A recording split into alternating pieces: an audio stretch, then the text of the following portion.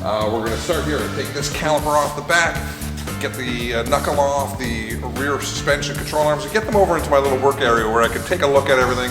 I don't want to do anything on the car now that it's painted and clean. I just want to get stuff off, move it over, clean it, disassemble it, repair it, put it back on. And then the passenger side, this is the one where the brake pad is missing. Let's try to activate that caliper.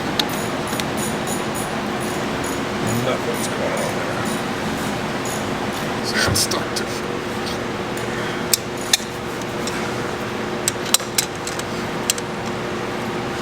Make sure you always use a good quality line wrench whenever you're doing anything that has to do with brake lines. Makes sense, a line wrench. Well, speaking of brake line, kind of sloppy through here, but that concerns me a bit, but not as much as this concerns me up here.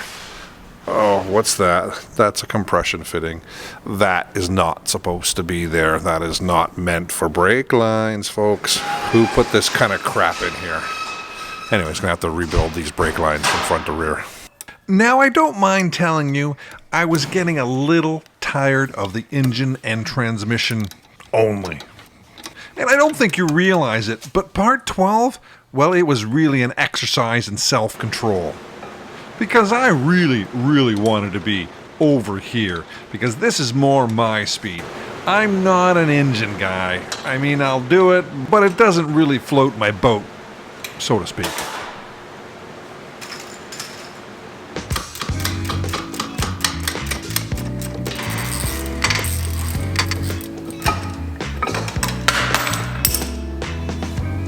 Oh, looky here, there's some shims here.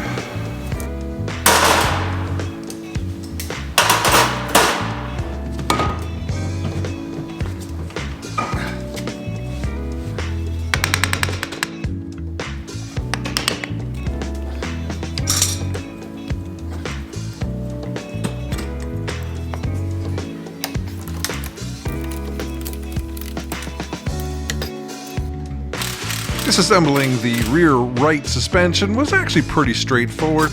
I got hung up at one spot you'll see in a second. The lower bolt that goes through the Coney shock is just not moving that easily. Now, the typical mechanic answer is just to get a bigger stinking hammer.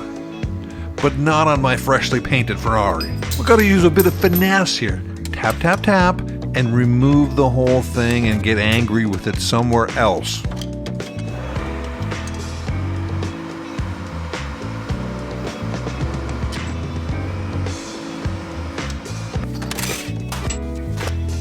Upper control arm, easy peasy. Anti-roll bar, ain't no problems.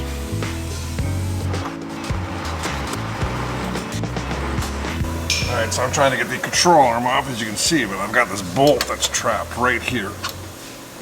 So that means I'm going to have to pull it off from here. Alright. Strikes me as the bolt should have been going the other way. 22.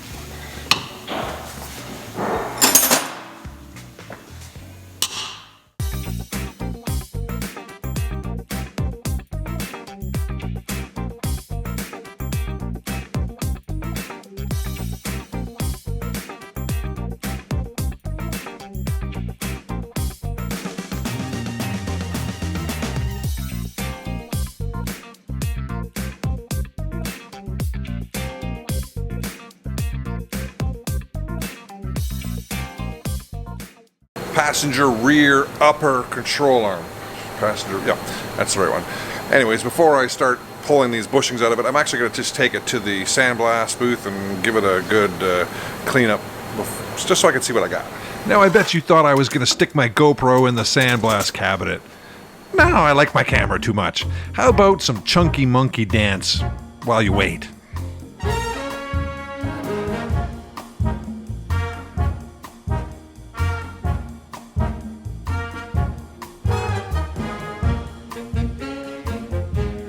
Considering it's almost 45 years later, and I don't think these bolts have been disturbed in that amount of time, and I'm actually quite amazed at how easily they came out. There's very little corrosion on the shaft of the bolt. The control arms cleaned up very nicely.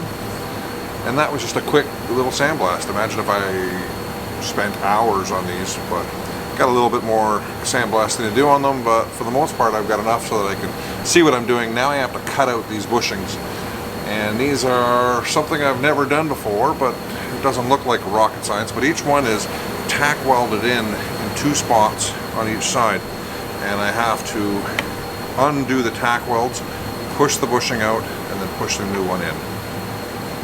Now before you go and tell me about all the other bushings I could have bought, I know there are energy suspension bushings out there, and I know that they go in easier and you don't have to cut out this outer casing, but I'm just not a fan of them. Yes, if I was tracking the car all day long, but this is a street car and I just don't want to live with the noise. And let's face it, they always get noisy. This is a popular tool called a ball joint press. Every shop has one, and they get used for absolutely everything. Today it's been reassigned to be a bushing press.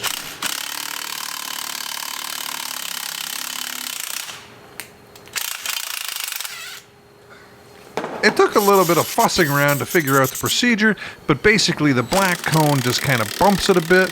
Then I cut the head off the old bushing so that I could slip through the end of the ball joint press and be used as a projectile.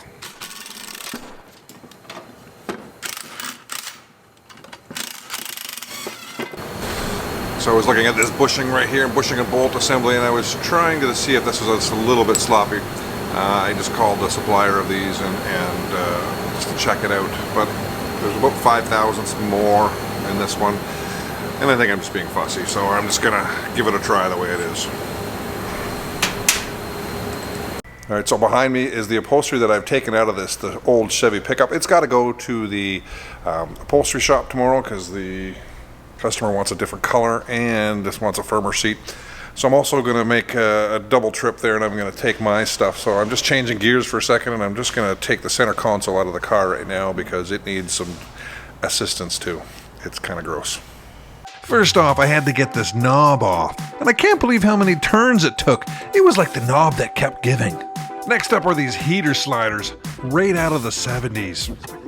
Now, I normally look online to see how to get these things off, but I figured, how hard could these things be? Well, it turns out that I totally euchred myself because there was a much easier way.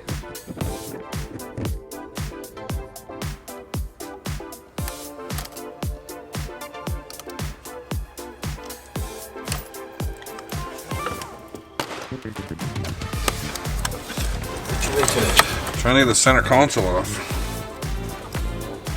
I'm going to the upholstery shop with Mike tomorrow.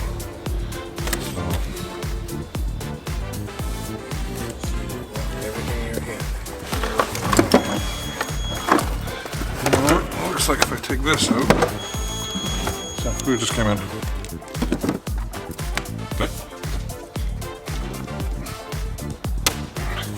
Well, I gotta do this console. I gotta do those door panels, and since I'm going there with Mike, I might as well take care of my stuff too. Damn it! I knew there was an easier way, and I just found it. The amount of dirt buried in here. Well, now you can understand why I never have a clean pair of pants on. All I needed to do was take the ashtray out. Damn it.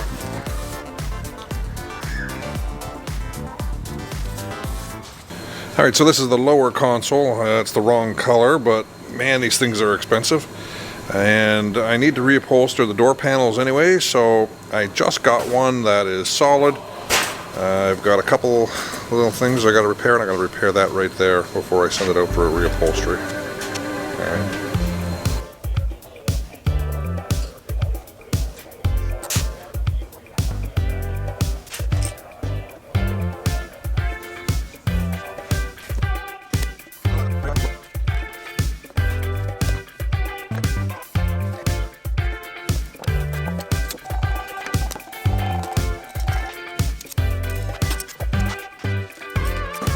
Looking at my armrest, my door panel armrest, bolsters, not that, bolsters, what am I saying, bolsters, armrests I guess is what we're going to call them. These two look like they're the original ones. This is the driver's door, this is the passenger door, and they are kind of rough. If you look over there, it's coming apart. This is all kind of wonky. And in my collection of parts, I found these two other ones. These look like they are off a later model because the switches would have been moved from here into the center console. And I think the idea of the previous owner had was that he was going to transfer the switches over from here over to there and call it a day. So that's what I'm going to do. I'm just going to create a couple templates over there and try and recreate those holes in the new panels. Worst case scenario, if it doesn't work, then I'll just take these two out and have them reupholstered. Door panels are kind of rough. Obviously they are not from the car. They are from something else. I've got this I bought used. I've repaired that now. And I don't believe these can be reupholstered. I believe these are going to have to be painted, which means either I'll give it a try painting them on my own. If it doesn't work, I'll replace them, but I'm going to take these door panels up to have them reupholstered. Here we are at the secret location of the upholstery shop that I frequent. Somebody has a love of Mustangs, I think. Mark, the upholstery guy, who's a little camera shy, says those pockets have to be dyed, and he's just the man to do it for me. So here we go. Alrighty. Now this brake rotor is in a pretty sad, sorry state, but I happen to own a brake lathe, so let's see what we can do. Resurfacing rotors really isn't done anymore. I mean, we just throw everything out. But I've had this machine forever and it still works incredibly well.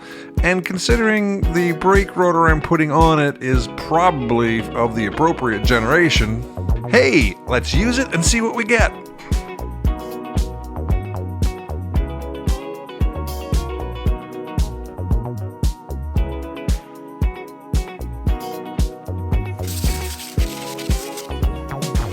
These brake rotors are neither expensive nor cheap. They're about $140 US each, which means definitely not that high in the Ferrari world, but definitely more than a Honda Accord. But I've spent about 45 minutes cleaning this rotor up, machining it, taking it down, and now I have to look at the spec, which is 18 millimeters. I prefer to work in millimeters, so let's see if I wasted my time or not, because if it's below 18 millimeters, the rotor's garbage. If it's above, then it's okay, because I basically got right on 19 mil. Wait, actually no, right on 20 actually. No, definitely 19 millimeters exactly. It means I've got a full millimeter, which means this rotor is usable. Back to the control arm. Before I press in any bushings, I need to give this arm a powder coat because I have to put it in the oven, and I don't want the bushings in the arm when it's in the oven because, you know, it's rubber, right? You know, rubber, heat, yeah. It's been 4 or 5 years since I've used this gun, and it seems to be chunking it out. It's working, but it's not working great. We're making do.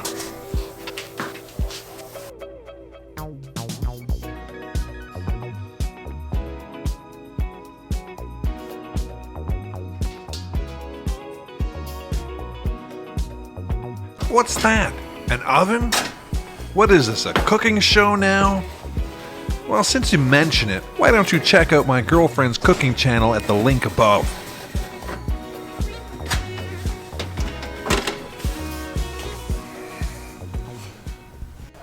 Alright, I haven't powder coated anything in quite some time. Definitely not perfect, but I'm going to give this a solid 7 out of 10. Yeah, well, maybe my scoring system isn't totally accurate, but I'm better than these guys. Better than paint. Not as good as me taking it out to some place to have it done, but oh, I missed a spot right there. Oh, damn. Oh, well. Let's touch that up with a little bit of paint. But overall, I'm okay with it. I'll get better at it. Alright, I need something that's going to fit right there. And I've been searching around for the last 10 minutes. I think I have something. I need that to go right there so that the bushing can just fit inside of it.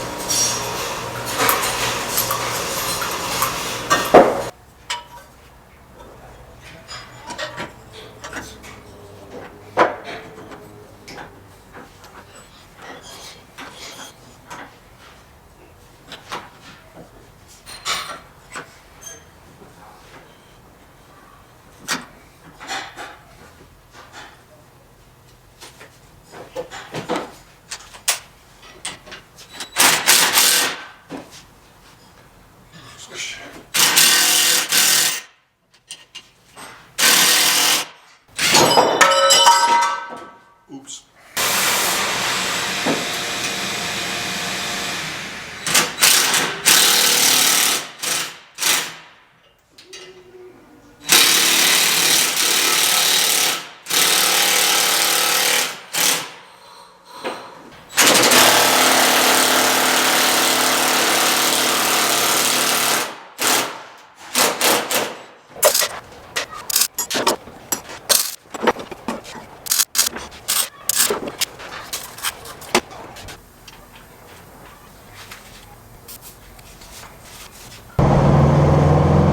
That's it for part number 13. Thanks for joining me. By the way, let me know what you'd like more of. I'll see what I can do. Anyways, enjoy the day. It's glorious out. I'm going for a drive. Feel that 90 horsepower. Oh yeah.